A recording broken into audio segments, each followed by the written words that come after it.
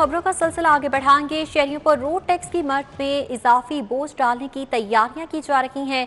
पंजाब हुकूमत की जानिब से रोड टैक्स में इजाफा करने की तैयारियां शुरू कर दी गई हैं। हाईवे और आपाशी की जानिब से टैक्स रिफॉर्म्स विंग को तजावीज़ इरसाल कर दी गई हैं। इस हवाले से आपको बताएं कि शहरियों पर रोड टैक्स की मद में इजाफी बोझ डाला जाएगा और पंजाब हुकूमत की जानिब से रोड टैक्स में इजाफा करने की तैयारियां की जा रही हैं।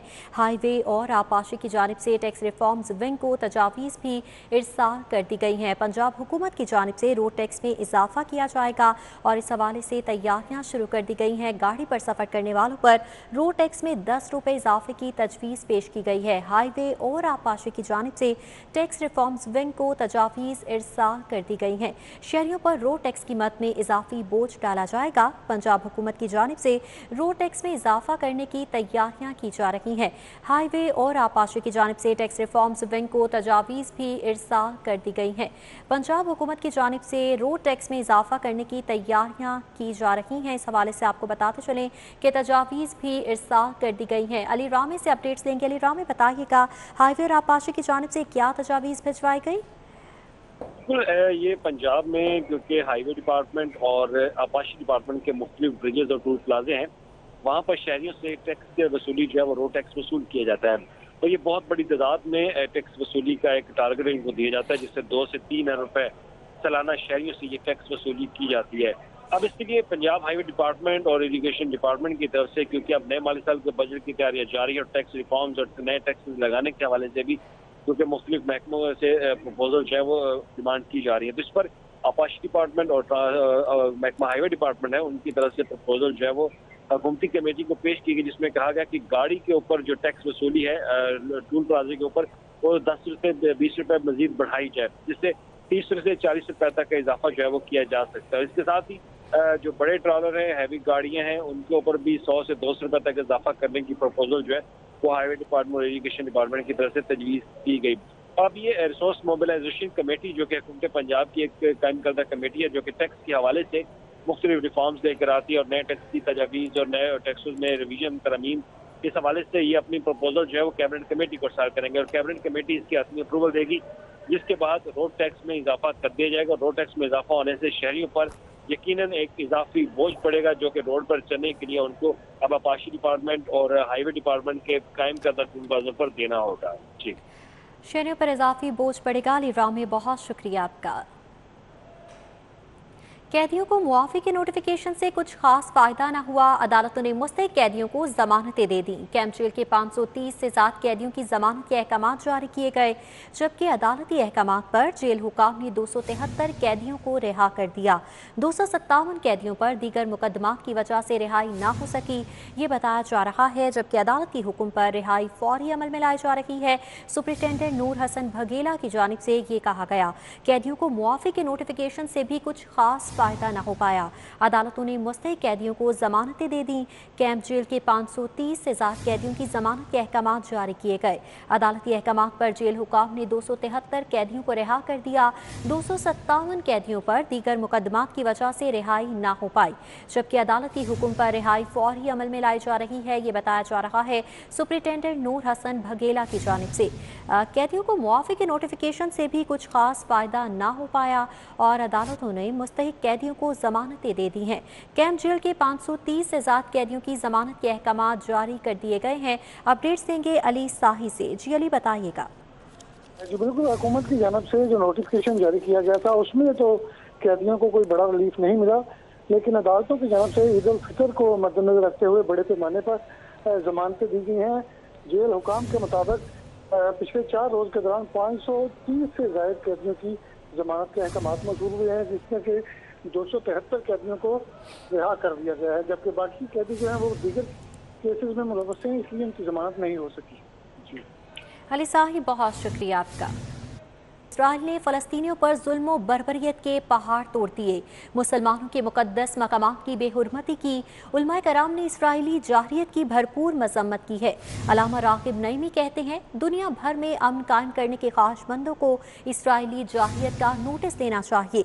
प्रोफेसर डॉक्टर साद सिद्दीकी बोले, दुनिया भर की इंसानी हुकूक की तंजीमें कहाँ हैं? उन्हें इसराइली जाहिरियत नज़र क्यों नहीं आ रही?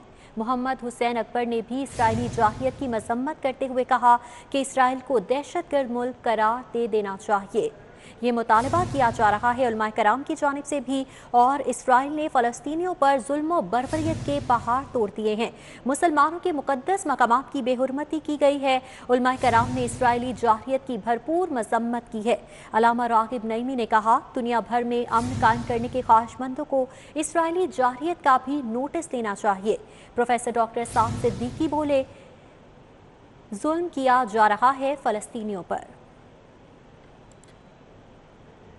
जब पूरी दुनिया में मामलात हुए हैं तो ज़ाहिरी बात है इनका गुस्से में आना, तैश में आना, और उसी के नतीजे में जो वो बर्दाश्त नहीं कर सके तो उन्होंने पिछले 2 दिनों में फ़लस्तीन के अंदर ख़ास तौर पे वो मकाम मुक़द्दस है जिसका ज़िक्र कुरान करीम में है, और बैतुल मक़दस उसके आसपास के इलाकों के ऊपर नमाज अदा करते हुए मुसलमानों के ऊपर इंतहाई जारियत का इज़हार किया, जो कि इंतहाई मज़म्मत वाला है। इसकी इंतहाई मज़म्मत भी बयान करते हैं, और हम पूरी दुनिया से इस बात का मुतालबा करते हैं कि ये वो लोग हैं जिन्हें उनकी ही ज़मीन और उनकी ही जगहों से निकाल दिया गया है, और पूरी दुनिया से इसराइलियों को और यहूदियों को लाके बसाया जा रहा है। इसके ऊपर पूरी दुनिया के लोगों को नोटिस लेना चाहिए। मुसलसल 3-4 दिन यानी पीर से लेकर और जुमा तक जो बैतुल मक़दस के ऊपर हमले हुए और जिस तरह से फ़लस्तीनियों को शहीद किया गया और उन्हें ज़ख्मी किया गया, 300 से ज़ायद, एक रिपोर्ट के मुताबिक 700 से ज़ायद फ़लस्तीनी जो है इन मुख्तलिफ़ वाक़यात के अंदर ज़ख्मी हो चुके हैं। और फिर मज़ीद बना मस्जिद अक़सा की जिस तरह से बेहुरमती की गई कि वहाँ पुलिस अहलकार और इस तरह के लोग जो हैं ताकतवर ताकतें जो हैं और वो जूतों समेत मस्जिद अक़सा के अंदर घुस गई और मस्जिद अक़सा की सख्त बेहुरमती की गई, और वहाँ पर मौजूद इबादत गुज़ारों को जो जुमतुल विदा की इबादत में मसरूफ़ थे और यौम मस्जिद अक़सा मना रहे थे, आज वो महीना है, वो दिन है कि जो सलामती की रात वाला महीना है, कि जिसमें हक़ ताला जल्ल शानुहु ने वो रात अता फ़रमाई है कि मिन कुल्लि अम्रिन सलाम। सलामती के इस महीने में, सलामती की इन रातों में, सलामती के इन दिनों में इस तरह का हमला मुसलमानों के ऊपर करना और मुसलमानों के मकामात का तक़द्दुस पामाल करना और मुसलमानों की जान के ऊपर इस तरह से हमला आवर होना, ये यकीनन निहायत काबिल मज़म्मत बात है, और हम इसके ऊपर शदीद किस्म की मज़म्मत करते हैं। मुसलमानों के क़िबला अव्वल बैतुल मुक़द्दस को जुमातुल विदा के दिन पहले तो नमाजियों पर गोलियों की बुछाड़ करके न सिर्फ उन्हें ज़ख्मी किया गया, उन्हें शहीद किया गया, बल्कि मस्जिद की तौहीन भी की गई और मस्जिद को नुकसान भी पहुंचाया गया। मामला वहीं तक नहीं रुका। अफसोस तो ये है कि आलम इस्लाम का ज़मीर फिर भी बेदार नहीं हुआ और यहूदियों ने और जुरत की, और आज का दिन उन्होंने कई साल पहले सन 67 में उन्होंने इस क़िबला अव्वल मुस्लिमीन को आग लगाई थी और उसकी याद में वो जश्न मनाना चाहते थे और आज फिर रैलियां निकालना चाहते थे। तो नतीजा ये हुआ कि इस सिलसिले में उन्होंने गज़ा के बेगुनाह फ़लस्तीनियों पर बेपनाह फायरिंग की, उनके ऊपर हमले किए, और वो हमले अब तक मुसलसल जारी हैं। कितने बच्चे, कितनी औरतें, कितने मर्द शहीद हो चुके हैं। ये भी इत्तला है कि फ़लस्तीनियों का एक अजीम कमांडर जो है वो भी इसमें शहीद हो चुका है। यकीनन इस जुल्म ने ख़त्म होना है, फ़तह मज़लूमों की ही है, लेकिन कौन उन मज़लूमों का साथ देता है? आज फिर करबलाए फ़लस्तीन जो है वो पूरे आलम इस्लाम को पुकार रहा है। दुनिया भर के गैरतमंद मुसलमानों, आज क़िबला अव्वल तुम्हें बुला रहा है। आज वो हाल में नासिर की सदाएं बुलंद कर रहा है कि है कोई हमारी मदद करने वाला। खाली जलसों से, मीटिंगों से, बयानबाजियों से मसला हल नहीं होगा।